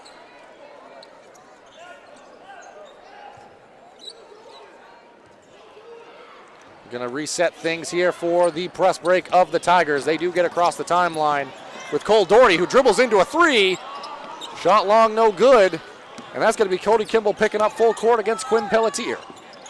Pelletier does pick up his dribble, but has a player on the opposite end of the floor in Sam Tebow. Able to reset things now for the Owls. Turner, kick. Jondro thought about it, dribble drive, shot thrown up, rolls in and good. 4-point advantage. Pendulum swinging either way here, Coach. Right now, advantage Owls. Cooper, drive, dump off. Robinson, left hand for two. Cooper in full court situations with a full head of steam. Unstoppable this third quarter. No, he's carrying the Tigers right now one way or another. I mean, he's not scoring all the baskets, but he's responsible for them all. And that time, kick to Jondro. Finds its way to Tebow. Back to Turner atop the key. I think Quinn Pelletier might want it on a post-up. They work the ball to his side of the floor. Bullier. Dribble drive and kick to Turner. Jondro the drive. Throws it up with the left and good. That shot has been money for him. He's been able to get to his spot. Pass stolen away there. And we're going to have a kick ball called against the Owls. Two players converged. It was a definite steal if just one of them had done it. But they happened to meet at the same time. Coach ends up in a kick. Ball back to the Tigers. Well, I mean, the Tigers are trying to go to the middle of that press, but, sometimes just having a man in the middle is enough to collapse it, and then you can go up around the outside. That's where they've been the most effective. Cooper, he has it now. Just over a minute remaining in this quarter. Ball being swung around. Kimball, pull up in the lane. Shot no good. Battle for the rebound goes the way of Quinn Pelletier. Pelletier now driving the full length of the floor, throws it up at the right and good. Big run now for the Owls. Kimball. Kick out to Cooper. 45 seconds remaining on the quarter. Cooper to the rim for two. Cody Kimball extending the pressure into the full court now. Beaulieu thought about the three, 30 seconds remaining. Owls can play for one. They do have the lead. Should play for one. Pelletier, pull-up jumper, no good. Tebow over the back. That's going to be a foul headed back the other way. Just the third for the Owls, so no free throws. But not smart basketball on either end, really. You know, people under a minute, you got a chance to go for the last shot. Shooting the ball too soon. And it does give a set opportunity for the Tigers now with Bryce Cooper having the ball, which that's been a recipe for success here in this third quarter. Pass ahead to Cooper. 8 seconds remaining. Tigers going to take one shot. 4 seconds. Cooper's got to go. He does. Downhill. Throws it up. Shot no good. And that's going to be how the third quarter draws to a close. Coach, we're going to keep it here between quarters because it feels like a really valuable time to kind of dissect what we saw that quarter. We talk about winning the third quarter. The Owls won it. What did they do to get there? Well, I mean, they won it, but they barely won it. I think the Tigers took a couple quick shots.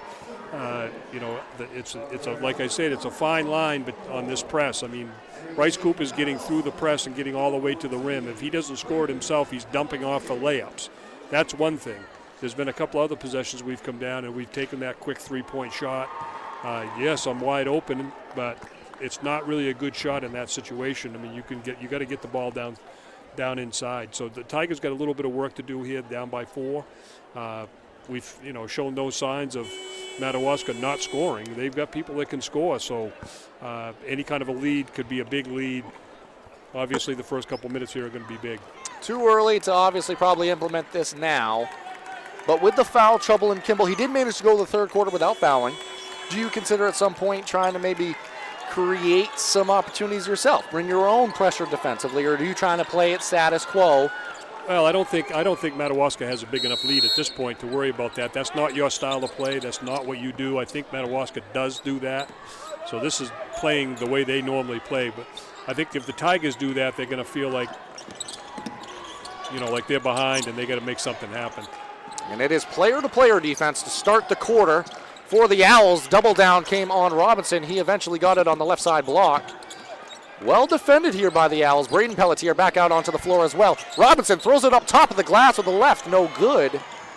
Braden Pelletier, 3 fouls for the Owls. So he's back into the ball game as well. Another player that provides a lot of offense when on the floor. Speaking of offense, Quinn Pelletier had it.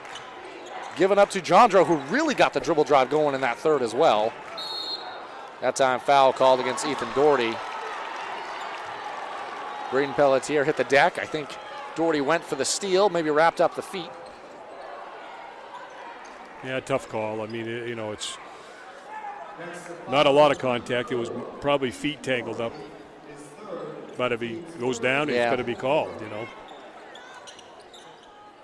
Beaulieu has it now. Cooper on him. Slowing things down for a moment are the Owls. Quinn Pelletier still kind of looking for that post up underneath. And we're going to have a foul against Cody Kimball, denying the ball on the interior. That's Kimball's 4th. 7:01 remaining here in the fourth quarter.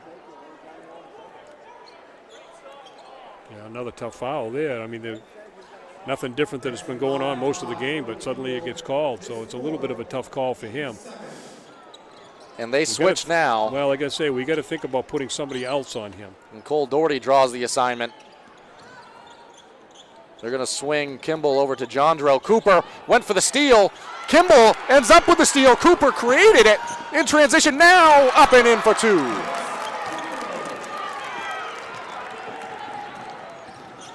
Beaulieu hit the deck. And that's another turnover there. He had a full head of steam. Cooper underneath the Cole Doherty, batted around and taken away by Jeremiah Turner. Turnover, turnover, turnover here. Couple of rough possessions either side. And Quinn Pelletier, he's going to be fouled by Cole Doherty on the drive. That's already the 3rd foul in the first minute and a half, a little bit over, of this fourth quarter. Well, that could be a big could be a big factor by the time this is all done. So you got a lot of time left. They're only 2 fouls away from the 2-shot bonus. And that's going to take it to a full timeout taken by Coach Pelletier and the Owls. Might not be a bad time for Coach Bartlett and the Tigers to talk about a few things as well. They've had some moving parts without the opportunity to really discuss their changes. Obviously, Cole Doherty, for the time being, has been drawing the assignment of Quinn Pelletier. What do you think Coach Bartlett's kind of talking about, maybe drawing up defensively to try to get a stop on him without fouling, which has kind of been the problem this quarter? Well, they've made a couple of nice steals in the half court, and then coming in transition, I mean, when Bryce Cooper has the ball in his hands, he's a guard. He's the ball handler. He understands what he's trying to create either for himself or for his teammates. When it's landed in the hands of other people, you know, the decision making and the skill set aren't quite the same. So they got to find Cooper, get him the ball. He's been effective all night long. Madawaska's shown no ability to really stop him. So get the ball in his hands and let him try to create something for you. And it's going to be Owls basketball underneath the basket. Chance to draw up something out of the timeout as well. Braden Pelletier going to be the man inbounding the ball.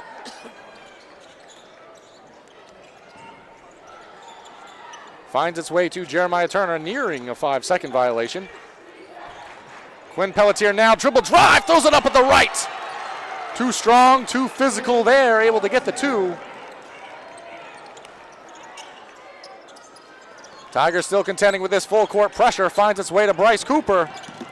Cooper now, dump off. Cole Doherty, the spin, fouled, and he's going to head to the free throw line. Now, when you put the ball in Bryce Cooper's hands, good things happen. You know, it's a positive outcome almost every time. That really was a very good chance for an and one. A little stronger move, might have got it, but. So it sends Cole Doherty to the free throw line. His first off the mark, no good. Substitution checking in now is Sam Tebow. Going to replace Turner here.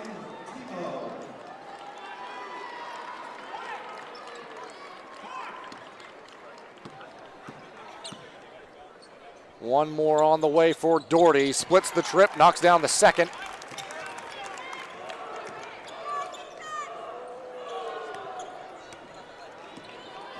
.43-40 should be our score. 5:53 remaining here in the fourth. Bullier, the spin in the lane, thrown up wildly, no good. Sam Tebow, the follow.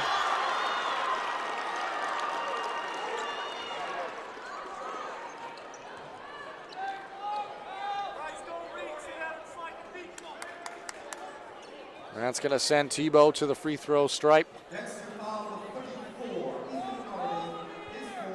Ethan Doherty's fourth there, Coach. That's a huge one in this ball game, as he's not checked out yet, and he offers you your best size underneath. Tebow off on the first. Should also mention that was the fourth team foul, so it's going to be free throws the rest of the way. But that hasn't necessarily been a bad thing for the Tigers. Tebow's second, that time good, so splits the trip there. Back to a 4-point advantage. Drawing off the full court pressure, electing to go in the half here. Mixing up the defenses is Coach Pelletier, trying to keep the Tigers on their toes, and more importantly, Bryce Cooper without the basketball. Swung to Cody Kimball. Clean look atop the key. Strong, no good. Robinson. Good follow, and he's fouled. So that's going to send Isaiah Robinson to the free throw line. Clock stopped and a chance at points now.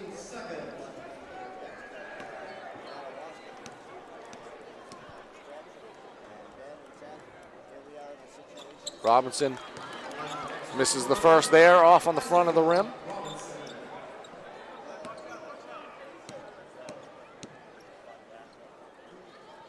One more on the way, splits the trip. Been a theme. Past 3 trips to the free throw line total on the game have all been split. 44-41 our score. Free throws so pivotal, especially in a game like this. Jondro has it. Bullier now. Good move given up to Quinn Pelletier, who gets it back along the right side block. Bullier, clean look at a 3. Long, no good. We're going to have a foul. That's going to, I think, go against Cole Doherty underneath, which is going to send a free throw shooter to the line here, which is Sam Tebow, it would appear. Cole Doherty's fourth. So you have 3 Tigers on the floor now with 4 fouls, and they're all still out there, Coach. Well, the game's hanging in the balance right now, so there's no sense to sub them out at this point. First good from the line by Tebow. You hope they last as long as they can last, and when they do finally foul out, you'll make a decision. Second from the line. You could have guessed it, but it was a split trip there. Cole Doherty collects the rebound. He's headed back the other way. Given up to Cooper. Cooper gets in the middle of the lane. High floater, no good. Batted around, ends up in the arms of Jandro. Over to Quinn Pelletier. Pelletier dump off. Tebow throws it down. That's going to get some owls flying in the stands. Second dunk by Tebow on the game. Ethan Doherty to the rim for 2 with the left. The points still count the same, and it's a 4-point game. Temperature picking up in the room. Quinn Pelletier to the rim, off the mark. Couple quick shots either side, 4:15 remaining. Cooper has it. You can't fault him for taking it to the rim, but. And Cody Kimball to the rim for 2. Everything's coming at the rim right now, Coach. Well, I don't know if that's great offense or bad defense. I'm not sure what I would call that, but. Sometimes it can be a mix of the two. Going to the basket is always going to be a good thing. So something good's going to happen if you get penetration. Tebow flies down the middle of the lane, kick to the corner, a long 3. That was Braden Pelletier. That shot was no good. Rebounded by Quinn Pelletier. Another opportunity for the Owls. Travel in the corner. Turnover ball back to the Tigers now. Substitution, Tebow checks out. Turner checks in. Maybe an offense-defense type substitution here. Now both teams struggling a little bit to get a half-court offense going. Most everything's coming out of transition of some sort. Cooper has it now. Kick to the corner. Cole Doherty thought about it. Taken away now. Braden Pelletier, good active hands. Ball back to the Owls, and Quinn Pelletier, the one bringing the ball down. Pelletier the drive. An offensive foul called, an illegal screen there. Both officials have the same idea. We're headed the other way.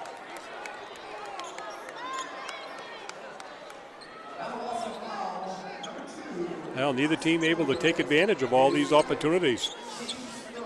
Turnover, turnover, turnover, turnover. Gang hanging in the balance here. 2-point margin. Half-court trap on the way now. Pass played inside, taken away though. Cooper the intended target. Taken away, foul on the other end, and at least one of the Dohertys is going to head to the bench here.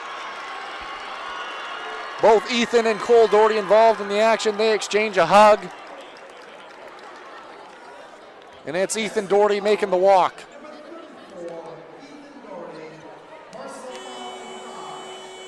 He's going to exchange a hug with Cody Kimball. And depending on how the game goes, that could be the seniors' final moments here, but a lot of time left to be determined. Well, it's one thing, the turnover on the offensive end turns into that foul for him. So he has to suffer taking the foul, but if you take away the turnover, it never happens. Bullier off on the first. Second from the line, also no good. Brought down by Kimball. That's going to lead to an immediate timeout by Matt Bartlett and the Tigers here. Player freshly into the game, reinserted here with the loss of Ethan Doherty in this moment. What do you think the Tigers go to offensively, or does anything change? I don't think so. Because Madawaska is really dictating what you're doing on offense. They just have to clean it up a little bit. They're in a half-court zone trap of some sort. when they've been patient and moved the ball around a little bit on the outside and not tried to make that interior pass too soon.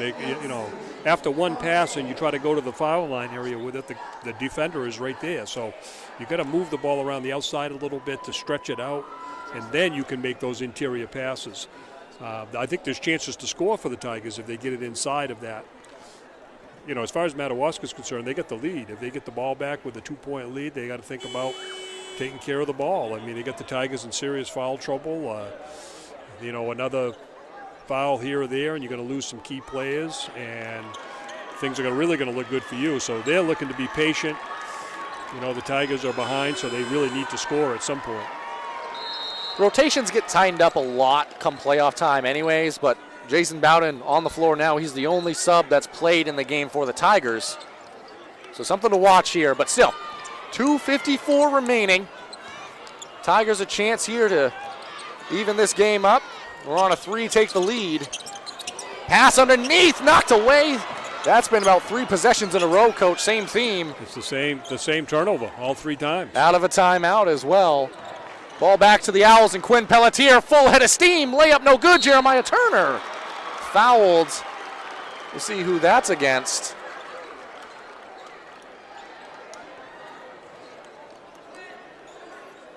That's going to go against Cooper, I believe. Just be his second. So Jeremiah Turner going to attempt a free throw here. Rolls in and out.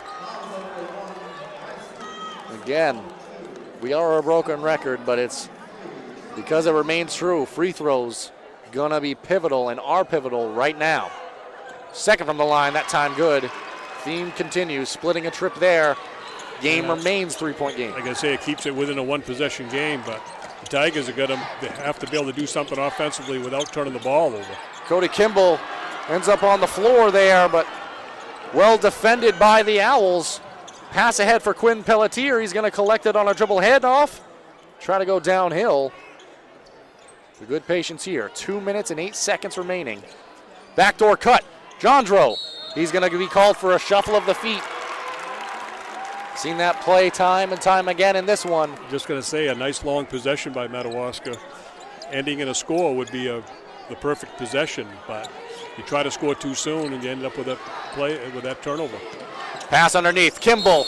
He's going to be fouled on the way up. It's going to send Cody Kimball to the free throw line, which is also the 4th team foul against the Owls. So we're shooting free throws rest of the way out, barring any offensive fouls here, Coach. Well, we'll see if there's somebody can stop making them consistently. There's probably going to be a bunch more. Yeah, it's good. There's a minute 57 on the clock. We're going to be here a little longer than a minute 57, Coach. Kimball's first. Rolls in and out.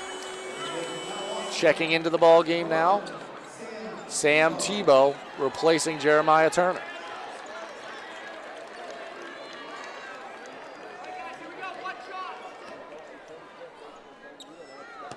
Cody Kimball. Second from the line. Guess what? It's good.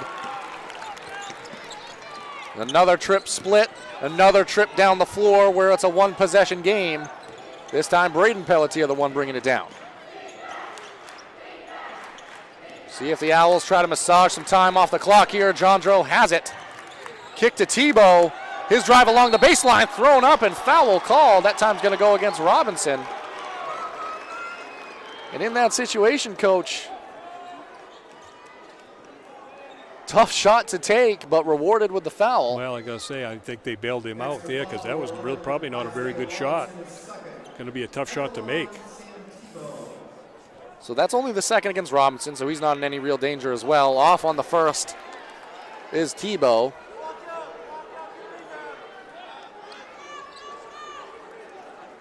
Free throw shooting. Second one from the line. Back iron, but rebounded inside. We're going to have a foul. That time against Quinn Pelletier. Coach, we're headed the other way for some free throws. That's not what Madawaska wanted right there. And I don't. Yeah, Tiger's going to be able to score with the clock stop. Chance to tie this game up. And I don't know who's headed to the line. That's the fourth on Pelletier. Robinson stepping up to the line for the Tigers is rebounding action as far away from the basket as you can get. You kind of have to just understand the situation there. No, exactly. And another player with 4 fouls. Robinson rolls in on the first. You think about it, I mean, there's a lot of potential here for overtime. So you're not talking about just 139, the potential for another, extra period. And if these players foul out in regulation, that could be a big factor. Something to watch indeed. Robinson second. I think the first time all night we've had a perfect trip from the line. That's definitely unofficial. But Robinson officially made 2 right there, and we're officially tied. Quinn Pelletier working the other way. Good crossover dribble. Shot thrown up. He's fouled. That's against Robinson, going to be his 3rd.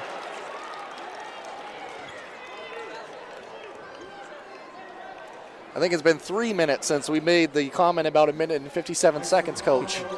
Well, I think, if you're the Dexter Tigers, though, you've got to know that at this stage of the game when it's tied like that Pelletier is going to try to go to the rim. He's going to try to get to the rim.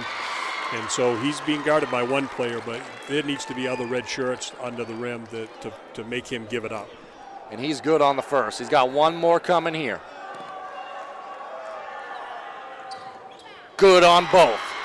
Lid might be off the rim on both attempts here, Coach. That stretches it back to a 2-point margin. 1:24 remaining here in the 4th quarter of action.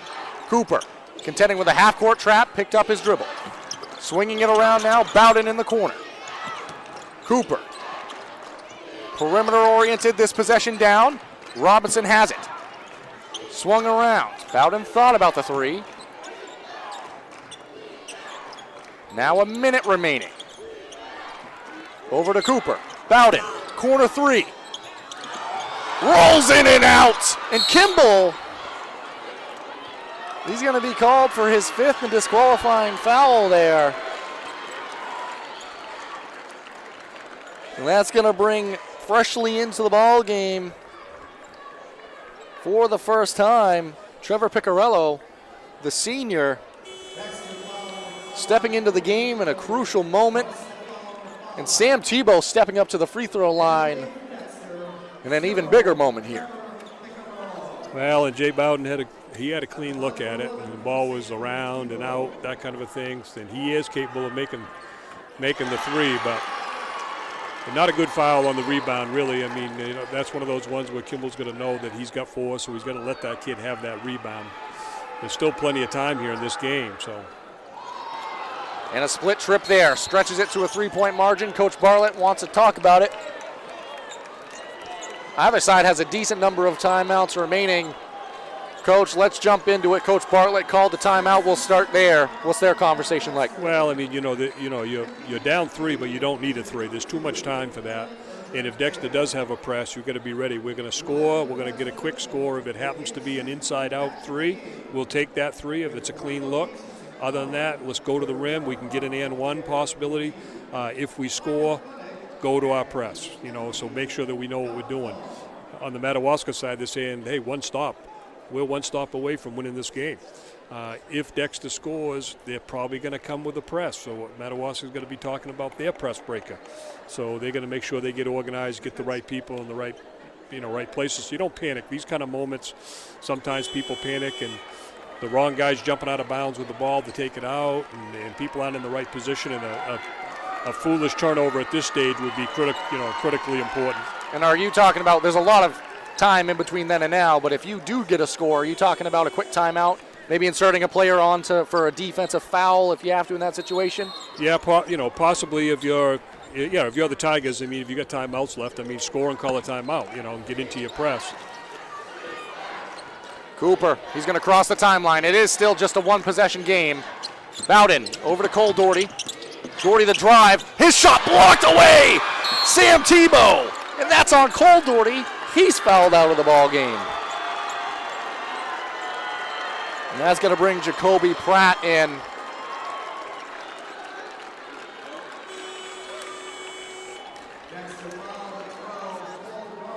Sam Tebow has been skying above today, 2 dunks, but no bigger moment on the vert than that one right there, able to block the shot. And that's going to send Braden Pelletier to the free throw line with a chance to make this a 2-possession game. And he's off on the first. Well, maybe not the possession that the Tigers wanted. I mean, you know, a good move going to the basket and a good defensive play by the defender, but. Second from the line is good. 4-point game. Coach Bartlett takes a timeout. Still got 2 left. The math has changed now, Coach. It's a 2-score game. Reminder, either side has those 5 fouls, so chance to be aggressive and go to the rim, get fouled, score with the clock stopped, establish things. I kind of thought the last possession for the Tigers, that if they'd make a concerted effort to get the ball inside to Robinson, you know, because he's the guy that can score down in there, and at the very least he's going to get fouled, and he's a good free throw shooter, so a lot of good things would happen if you get the ball to him. I mean, Cole Doherty's taken the ball to the basket, which is a good strong play, but just a better play on the defensive side to get the block. And for the Tigers now, you've got the 38 seconds, plenty of time really still left in this ball game, depending on how it's played. 2 timeouts left for either side. And now really the foul trouble has fouled out of the ball game, so really nobody on the floor can't take that foul, so to speak, when that time rolls around. And you talked about it last time down the floor, Coach. If you get a stop here for the Madawaska Owls, you're in a really good spot, up 2 scores, or up 2 possessions rather. Yeah, the Tigers are, I don't want to say a must-score situation, but it's pretty close to that. 2 free throws at the other end would keep it a 2-possession game, but a much tougher ask when you're talking those 6 points versus the 4 on the board right now. Cooper.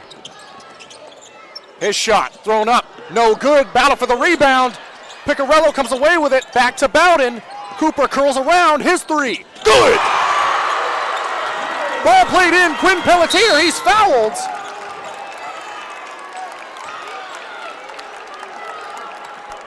Regardless of how this one plays out, Coach, Bryce Cooper has been making plays out here on the floor. Oh, he's been the man for Dexter all day. So the 8th grader. Irregardless of how this comes out, you realize it's going to be a 1-possession game. The Tigers will have a chance to tie it, possibly take the lead. Yep, short on the first there. The 8th grader, Quinn Pelletier, stepping to the free throw line. 22.2 on the clock. Second one, good. Coach Bartlett, timeout here. You've worked it back to a 1-possession game. You do not need the 3 at this point anymore. 1 timeout remaining. It's safe to say, Coach, who might be getting the ball here in this scenario. Well, you're gonna take the first best shot, that kind of a thing. That's really what you're looking at. So, assuming that Madawaska is going to stay in this half-court trap, they're going to kind of dictate that a little bit. Obviously, the best-case scenario is you get the ball in Cooper's hands and let him have something happen. I think you still have Robinson near the rim. A potential 2-point tying basket or an and one to take the lead could happen very easily. And you got shooters in both corners. I think Picarello and Jacoby Pratt, not a lot of minutes here tonight, but both capable of shooting the 3 if they get the ball kicked out to them. Do you try to play early here in case of a miss? I'd say so, yes. I'd say let's go after it so we get a chance to rebound a missed shot. Cooper, he has it. To the rim, fouled. Ball rolls off the rim. And Cooper sent to the free throw line, the junior. We've talked about free throws throughout this ball game, but it's going to be really easy to look at these 2 coming up right here. Very close to a 3-point play. Very close. Cooper to the free throw line. First, good. So again, you want to make this shot. If not, foul, and it's still going to be at worst a 1-possession game at the other end. Cooper second. Off the mark, off the side of the backboard, and no rim touching there, so it's a violation, but gives you a chance to set up your press. Yeah, now they got to press. Picarello going to be playing free safety here. Ball played in. Foul comes immediately. So that's going to send Isaac Bullier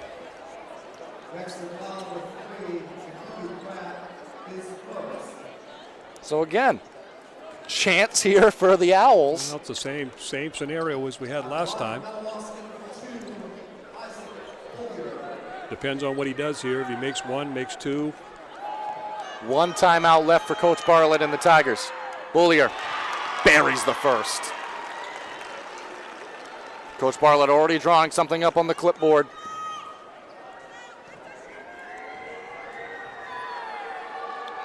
Bullier off on the second. Cooper has it. Timeout taken by Coach Bartlett and the Tigers. 10 seconds on the clock. I mean, that's one of the great debates, you know, among coaches as to what to do in that situation. I mean, you got 10 seconds left. Do you call a timeout? Allow Madawaska a chance to get set up on defense, or do you just let it run in that chaotic moment where, you know, you can make something happen in the open court? You had Cooper with the ball already, so that would, you know, that's a thought that just let it play out. You know, some people prefer to let it play out. Some people prefer to call the timeout. Well, I think the Tiger fans can remember a couple of key moments where some late quarter, end of the game heroics were needed. There's a chance here. Both crowds feel it. We feel it too. Inbounds to Cooper. Crosses half court. Screen comes. Well defended. Poked away. Cooper keeps it. Knocked out of bounds. 2.8 on the clock. There's still time. They know the ball's going to Cooper. They're trying to bottle him up. He's had two players on him, so he's going to have to look for somebody else. No timeouts for the Tigers. They're going to have to make something happen. Warning here for the bench. They were up off their feet. Ball played into Bowden. Bowden, Picarello for three. Off the mark, and that's going to end it. The Madawaska Owls survive and come out with a 54-52 win. What a ball game, Coach. Well, they got the shot. They got a shot they wanted, and they had a player shooting it that is capable of making that shot. He gave the up fake. The defender went flying by, and he had a clean look at a three-point shot. Just didn't go down. What a ball game here. That was a lot of fun. That is going to be our final. 54-52. Madawaska, they survive, they advance. Thank you very much for joining us here, Eastern Maine Sports Media. We'll have more coverage coming up for you from Tourney 2025.